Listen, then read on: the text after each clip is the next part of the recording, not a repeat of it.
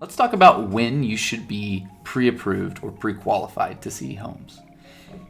You should be pre-approved or pre-qualified as soon as you can in the home buying process. And here's why. In the process of looking for a home that you want to buy it so much that you're willing to move forward on it. Market conditions are different from month to month, from location to location. But what is the same is that it is difficult to predict how soon you're going to see the home that you want to pursue. And if you do see that home, you want to be in the right position to pull the trigger on it. But even before that, you want to be in a position where you can go see it. And many agents, in fact, the ones you want to work with, will only show homes to people who have been pre-approved or pre-qualified. And you want to work with the best in the industry, not necessarily the busiest, but the most skilled in the industry. And you want to work with the type of people who will insist that you are able to buy a house before they start introducing you to homes that you might want to buy. So that's a prudent thing for the agent to help you with, as a prudent line for them to draw. So reward that prudency by seeking out those types of people.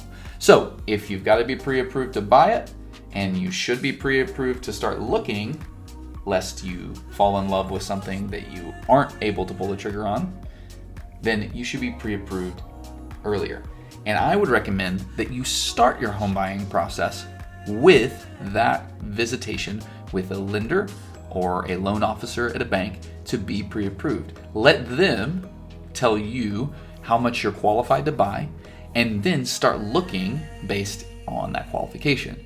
Because if a lender says that you're qualified to buy $350,000 home, but that will be this much down and this much per month, and you hear those two numbers and you say, whoa, that would be doubling my monthly costs, and that would be everything I have in the bank, then yes, from a financially qualified standpoint, you can buy that house, but you know your own budget and your own life well enough to know what that's going to mean for you.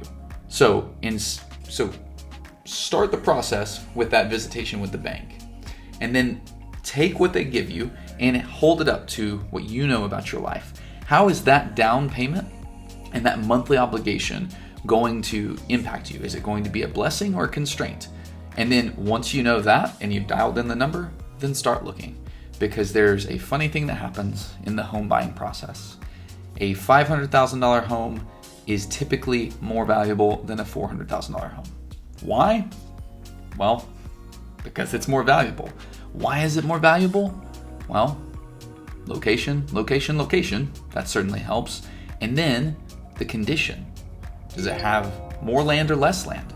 There are all these different factors that make homes more valuable, but largely, if you look at a $500,000 home, but you're trying to buy a $400,000 home, you're setting yourself up for some emotional hurt and emotional sadness.